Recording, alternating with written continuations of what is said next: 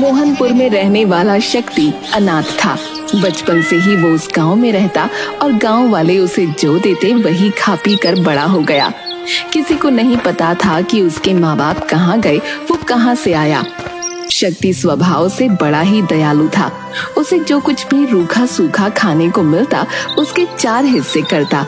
एक हिस्सा एक चूहे को देता, दूसरा हिस्सा एक बिल्ली को, तीसरा हिस्सा एक तोते को और बचा हुआ एक हिस्सा वो खुद खा लेता। इस तरह शक्ति बड़ा हो चला था। एक दिन गांव का एक सेठ शक्ति से कहता है, अरे कब तक तू इस तरह दूसरों के दिए पर अपना गुजर बसर करेगा रे? अब तो तू जवान हो चुका है, कुछ काम क्यों नहीं करता? क्या काम करूं सेठ जी, मुझे तो कोई काम आता ही नहीं। काम किसी को नहीं आता, बस सीखना पड़ता है। और तुझे भी काम सीखना चाहिए। सारा दिन चूहे बिल्ली और तोतों के बीच में बैठा रहता है। ना तो मेरे माँ बाप हैं, ना भाई बहन और ना ही कोई रिश्तेदार। मुझे कौन सिखाएगा? आप सबकी कृपा से मैं जीवित रह गया और ये जानवर भी तो आप सबकी कृपा से ही पल रहे हैं, वरना ये बेचारा चूहा पैर में गहरी चोट थी, मानो मर ही जाता। लेकिन आज ये बिल्कुल स्वस्थ है। और ये तोता, न जाने किसने इस बेचारे के पंख काट दिए थे, लेकिन अब ये पूरी तरह ठीक है। और ये बिल्ली, इसने तो एक माँ की तरह हमेशा मेरे सर पर हाथ रखा है। न जाने मेरा इससे क्या रिश्ता है। हाँ, तेरी ये कहानी हम बरसों से सुनते आ रहे हैं, लेकिन अब तुझे अपने साथ साथ इन जानवरों के भरण पोषण के लिए कुछ काम करना चाहिए। शक्ति शरीर से काफी कमजोर था। वो मेहनत का काम नहीं कर पाता था और पढ़ा लिखा न होने के कारण उसे कोई दूसरा काम भी नहीं आता था। वो गांव के लोगों के छोटे मोटे काम कर दिया करता, लेकिन उसके बदले कोई उसे पैसे नहीं देता था। लोग बस अपने घर का बचा हुआ खाना उसे दे दिया करते थे। एक दिन शक्ति अपने तीनों दोस्तों से बातें कर रहा होता है। दोस्तों, मुझे अपने जीवन से किसी चीज की इच्छा नहीं है, लेकिन अब ऐसा लगता है कि गांव वालों का बचा खाना भी हमारे हिस्से में नहीं है। शायद इस गांव में हमारा दाना पानी इतने ही दिनों का था। मैं सोच रहा हूं कि किसी और गांव चला जाऊं और काम ढूंढने की कोशिश करूं, लेकिन मैं तुम सबको अपने साथ नहीं ले जा सकता। इसलिए मैं तुम सबके रहने का ठिकाना यहीं पर कर देता हूं। शक्ति चूहे को ले जाकर सेठ के गोदाम में छोड़ देता है, जहां उसे अनाज की भरी हुई बोरियां दिखती हैं। चूहा अपना पूरा जीवन उस गोदाम में रहकर गुजार सकता था। उसे कभी खाने की कमी नहीं होती। चूहा बड़ा खुश होता है और मनुष्य की आवाज में शक्ति से कहता है, मित्र, तुमने तो मेरे पेट भरने का इंतजाम कर दिया है, अपना ध्यान रखना। अरे, तुम इंसानों की तरह बोल सकते हो? हाँ, मैं तुम्हारी सारी बातें सुन भी सकता हूँ और बोल भी सकता हूँ। एक बात ध्यान से सुनो, तुम्हें जब भी मेरी जरूरत हो बस आंखें बंद करके मुझे दिल से याद करना, मैं तुम्हारे सामने आ जाऊंगा। ठीक है मित्र, तुम बस अपना ध्यान रखना, मैं चलता हूँ। शक्ति अब बिल्ली को लेकर गांव के सबसे बड़े हलवाई के घर के पीछे छोटे से जंगल में जाता है और बिल्ली से कहता है, मित्र, अब तुम रोज रात के समय इस हलवाई के घर जाना और दूध दही जो मिले वो खाकर वापस आ जाना।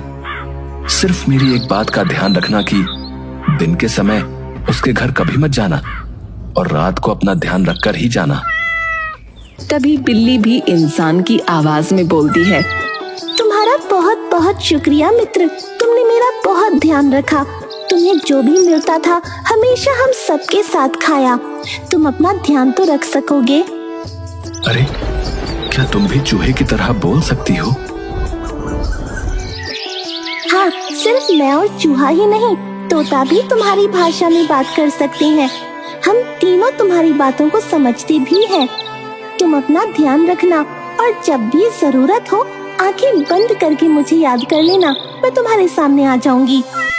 शक्ति बिल्ली से विदा लेता है और तोते को लेकर नदी के पास जाता है।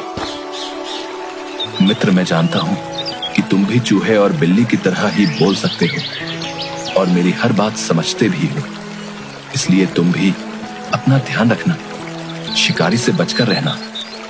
शुक्रिया मित्र, तुमने इतने सालों हमारी रक्षा की, हमें संभाला, परंतु अपना ध्यान रखना और जब भी जरूरत हो अपनी आंखें बंद करके दिल से हमें याद करना, हम तुम्हारे सामने आ जाएंगे। शक्ति अपने मित्रों से विदा लेकर आगे बढ़ता है और ये सोचता है कि मुझे काम तो आता नहीं, मैं करूँगा क्या। तभी उसे गांव में आने वाले सपेरे की याद आती है।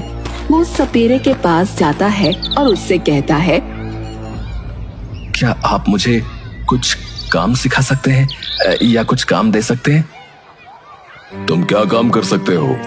मेरा काम तो बड़ा जोखिम का है, इसे सीखने में बहुत समय लगता है। सांपों को पकड़ना, उनके जहरीले दांत निकालना बड़ा मुश्किल काम है, इसमें जान भी जा सकती है।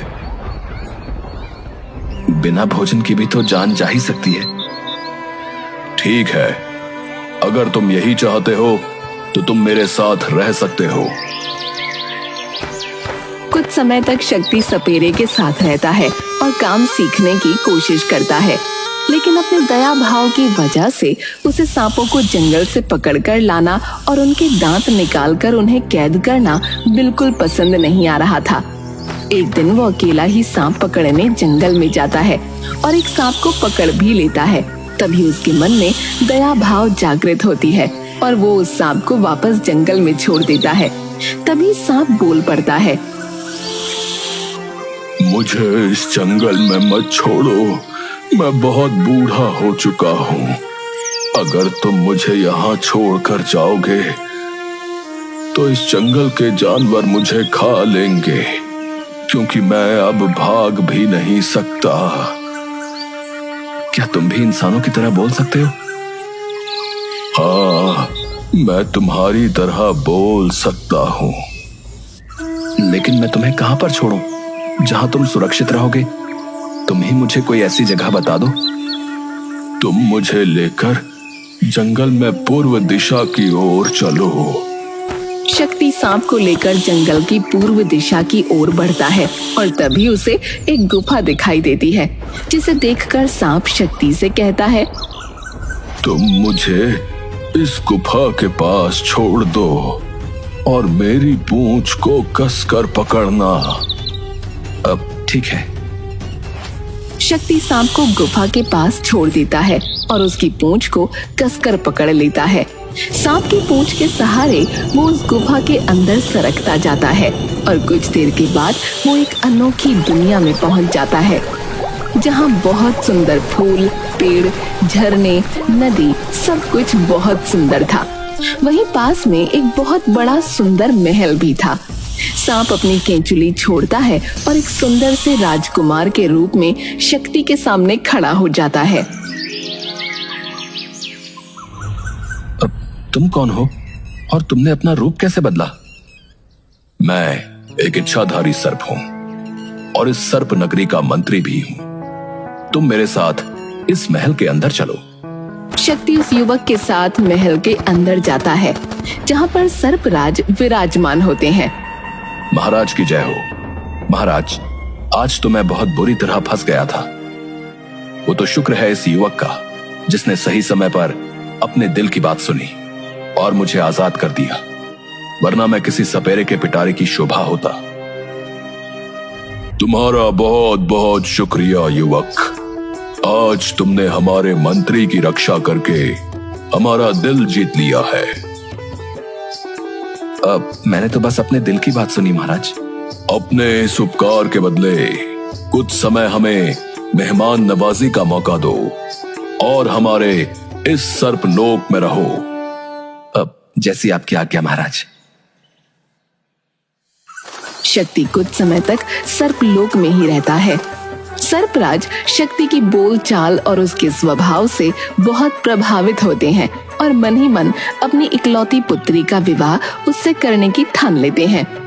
इस विषय में वो अपने मंत्रियों से सलाह करते हैं और उन सब की सहमति के बाद वो शक्ति से बात करके अपनी पुत्री और शक्ति की शादी कर देते हैं। सर्पराज की पुत्री बहुत ही सुंदर थी। उसके बाल सुनहरे और लंबे थे। जो उसे एक बार देख लेता वो जीवन भर उसके रूप और केश को भूल नहीं पाता था।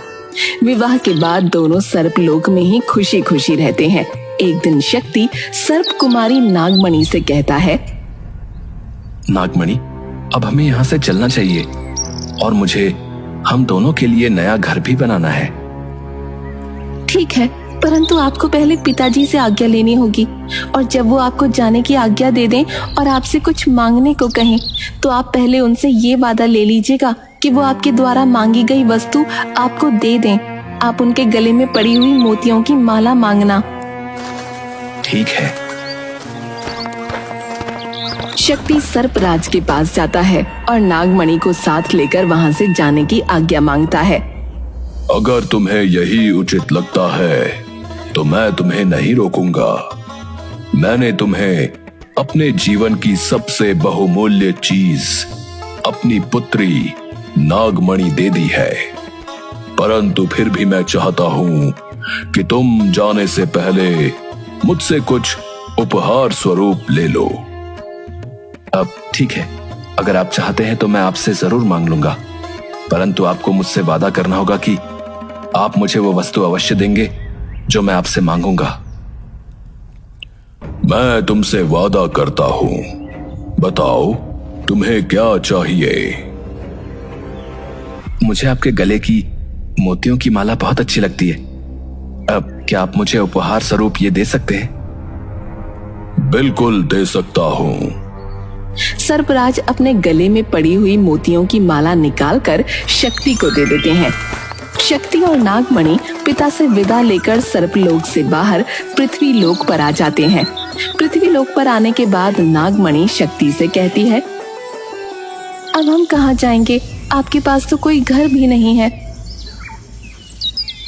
चिंता ना करो, मैं बहुत मेहनत करूंगा और हमारे लिए एक बहुत सुंदर घर बनाऊंगा। आपको कुछ करने की जरूरत नहीं है। आप मुझे पिताजी की दी हुई वो मोतियों की माला दे दीजिए। शक्ति मोतियों की माला नागमणि को देता है। नागमणि मोतियों की माला पर जल का छिड़काव करती है और हाथ जोड़कर विनती करती है, हे अमूल्य माला, आप मेरे और मेरे पति के लिए एक बहुत सुंदर सा महल बना दीजिए और हर सुख सुविधा से पूरी तरह से वो संपूर्ण हो, जहाँ किसी चीज की कोई कमी ना हो। नागमणि के प्रार्थना करते ही वहाँ पर एक बहुत सुंदर सा महल बन जाता है, जहाँ सब कुछ होता है। नागमणि और शक्ति उस महल में खुशी खुशी रहते हैं। एक दिन नागमणि अपने महल की खिड़की पर खड़ी होकर अपने बालों को सुखा रही होती है। तभी उसके कुछ बाल टूटकर महल के पास बह रही नदी में चले जाते हैं और उन बालों को एक मछली निगल जाती है। मछुआरे नदी में मछलियां पकड़ रहे होते हैं और वो मछली भी उनके जाल में फंस जाती है। मछुआरे मछलियों को पास के राज्य के राजा के पास उपहार स्वरूप भेंट कर देते हैं। महाराज की जय हो। महाराज, आज हमने बहुत सारी मछलियां पकड़ी हैं और उपहार स्वरूप हम आपको ये भेंट करना चाहते हैं।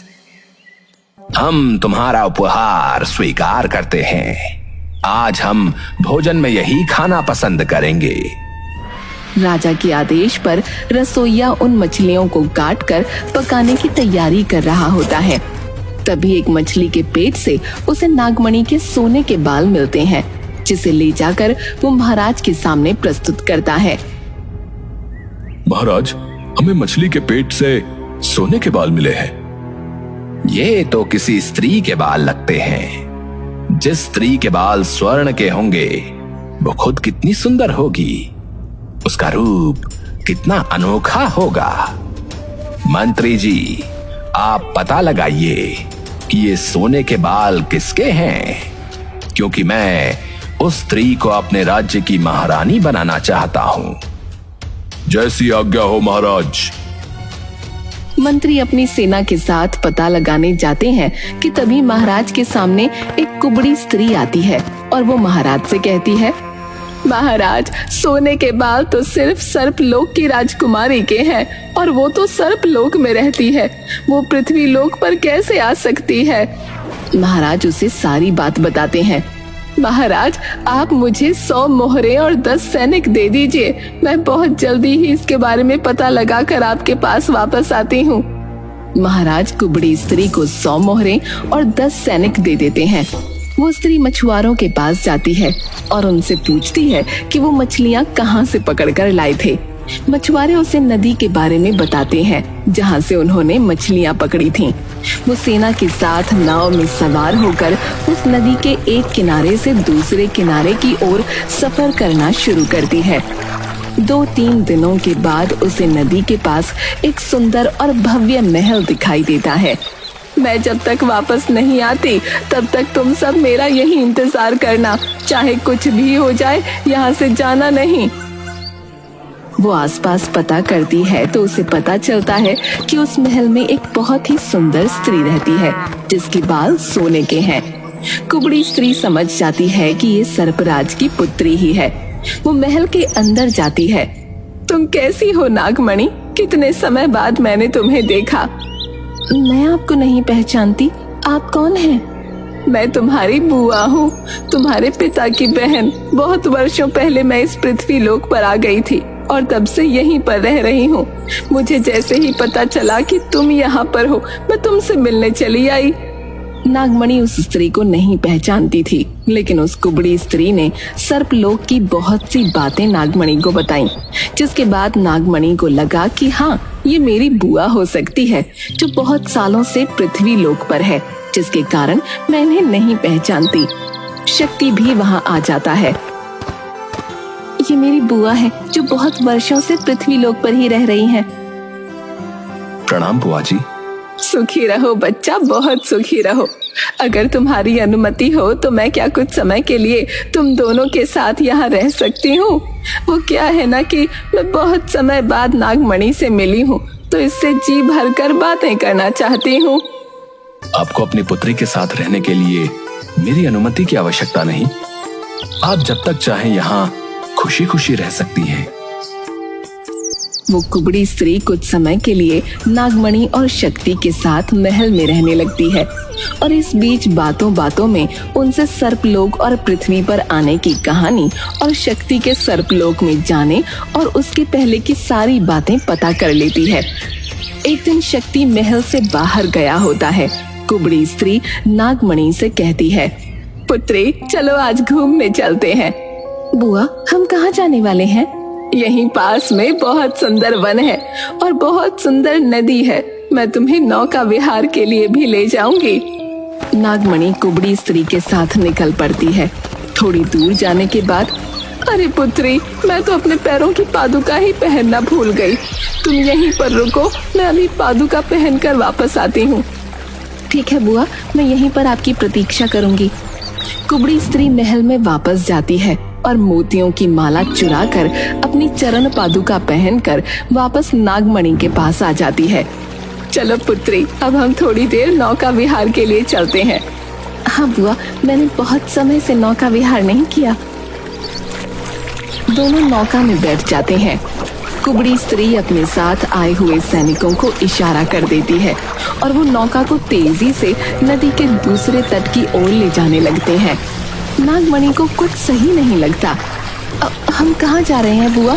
और ये लोग इतनी तेज नौका क्यों चला रहे हैं? चुपचाप इस नौका में बैठी रहो और शोर मचाने या कुछ करने की जरूरत नहीं है, क्योंकि तुम्हारी रक्षा करने यहाँ कोई नहीं आएगा। नागमणि समझ जाती है अब यहाँ चिल्लाने या कुछ कहने का कोई फायदा नहीं, क्योंकि उसकी आवाज सुनने वाला यहाँ कोई भी नहीं। कुछ समय में वो कुबड़ी स्त्री और सैनिक नागमणि को लेकर राजा के पास पहुंच जाते हैं। महाराज, ये रही आपकी सोने के केश वाली स्त्री, इसका नाम नागमणि है। हम तुम्हारे काम से बहुत प्रसन्न हुए। बताओ तुम्हें क्या चाहिए? महाराज, इस अनमोल स्त्री के बदले मैं आपसे क्या मांग सकती हूँ? महाराज कुबड़ी स्त्री को बहुत सा धन, सोने चांदी, जेवर, हीरे जवाहरात देकर वहाँ से भेज देते हैं। परंतु कुबड़ी स्त्री जादुई मोतियों की माला के बारे में राजा को कुछ नहीं बताती और वहाँ से चली जाती है। दूसरी तरफ नागमणि को पूरा विश्वास था कि शक्ति उसे ढूंढता हुआ बहुत जल्द उसके पास आ जाएगा, क्योंकि वो जानती थी कि शक्ति के पास मोतियों की जादुई माला है। राजा नागमणि के पास आता है। तुम्हें किसी बात से डरने की जरूरत नहीं है। मैं सिर्फ इतना चाहता हूँ कि तुम खुशी खुशी मेरे साथ इस राज्य की महारानी बनकर रहो। मुझे ये स्त्री धोखे से यहाँ लाई है, परंतु आपके स्वभाव से मैं प्रभावित हुई। मैं आपसे सिर्फ एक विनती करना चाहती हूँ। अगर आपको उचित लगे तो क्या आप मेरी एक इच्छा पूरी कर सकते हैं? बताओ, तुम्हारी क्या इच्छा है? हम जरूर पूरी करेंगे। मैं सिर्फ इतना चाहती हूँ कि आप 6 महीने तक मेरे पास आने की कोशिश मत कीजिए, और 6 महीने के बाद आप जैसा चाहेंगे मैं वैसा ही करूँगी। महाराज तो नागमणि के रूप पर पहले ही मोहित हो चुके थे। उन्होंने तुरंत कहा, ठीक है, तुम जैसा चाहती हो वैसा ही होगा। बस मैं ये चाहता हूँ कि तुम खुशी खुशी हमारे महल में महारानी बनकर रहो। दूसरी तरफ शक्ति जब अपने महल में वापस आता है तो नागमणि उसे वहाँ नहीं दिखती, और जब वो मोतियों की माला को ढूंढता है तो वो भी उसे नहीं मिलती। वो समझ जाता है कि ये सब उस कुबड़ी स्त्री का ही काम है। वो नागमणि को ढूंढने की बहुत कोशिश करता है, लेकिन उसे कुछ पता नहीं चलता। 2-3 दिन के बाद वो खुद से बोलता है, न जाने मेरी नागमणि कहाँ होगी और किस हाल में होगी। ये सारी मेरी गलती है जो मैंने उस दुष्ट कुबड़ी स्त्री पर विश्वास किया। जादुई मोतियों की माला भी वही लेकर गई होगी, लेकिन अगर वो नागमणि के पास होती तो अब तक नागमणि वापस आ चुकी होती। मैं क्या करूं? किससे मदद मांगूं? वो रोने लगता है। तभी उसे अपने मित्रों की याद आती है। वो अपनी आंखें बंद करके अपने मित्र चूहा, बिल्ली और तोते को याद करता है। क्षण में वो तीनों शक्ति के सामने खड़े होते हैं। क्या बात है मित्र, तुम बहुत उदास लग रहे हो। मित्रों, मैं बहुत मुसीबत में हूँ। मेरी पत्नी नागमणि कहीं खो गई है और मेरे पास जो जादुई माला थी वो भी खो गई है। मैं सिर्फ अपनी पत्नी को वापस पाना चाहता हूँ। क्या तुम तीनों मेरी नागमणि को ढूंढने में मेरी मदद कर सकते हो? तुम बिल्कुल फिक्र मत करो, हम सब मिलकर नागमणि को जल्दी ढूंढकर वापस ले आएंगे। तीनों मित्र आपस में सलाह करते हैं और निर्णय लेते हैं कि तोता उड़ सकता है और वो दूर दूर तक जाकर नागमणि का पता आसानी से लगा सकता है। ठीक है, तुम सब यहीं पर मेरा इंतजार करना। मैं नागमणि का पता लगाकर जल्दी वापस आता हूँ।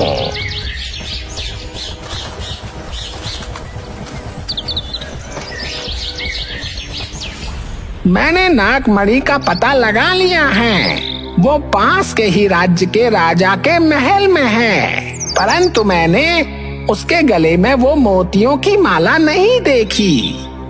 वो मोतियों की जादुई माला उस कुबड़ी स्त्री ने चुराई होगी।